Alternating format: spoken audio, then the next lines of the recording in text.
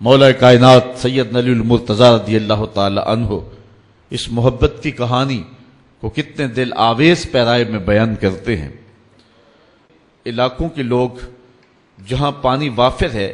وہ اس مفہوم کو اتنی گہرائی سے نہیں سمجھ سکتے،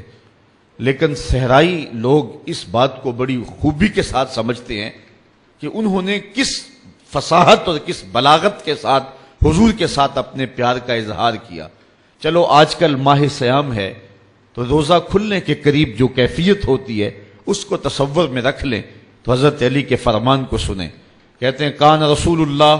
صلی اللہ علیہ وسلم احب الینا من اموالنا و اولادنا و آبائنا و امہاتنا من الماء البارد علی الظما۔ کہتے ہیں کہ حضور ہمیں اپنے مال سے زیادہ پیارے تھے،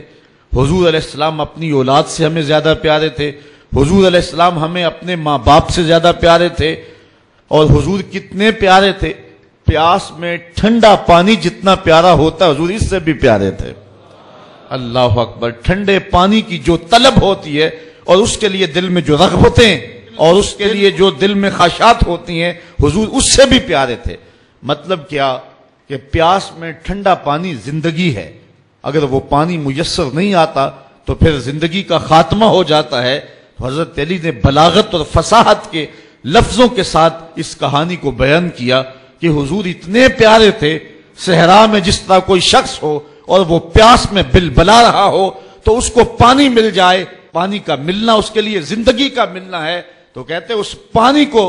مل کر کے، اس پانی کو دیکھ کر کے، اس پانی کو پی کر کے، حاصل کر کے اتنی مسرت نہیں ملتی تھی جتنی مسرت حضور کا چہرہ دیکھ کے نصیب ہوا کرتی تھی۔ یہ حضور علیہ السلام کے پیار کا عالم ہے۔ حضرت عمر بن عاص رضی اللہ تعالیٰ عنہ فرماتے ہیں ما کان احد احب الیہ من رسول اللہ صلی اللہ علیہ وسلم،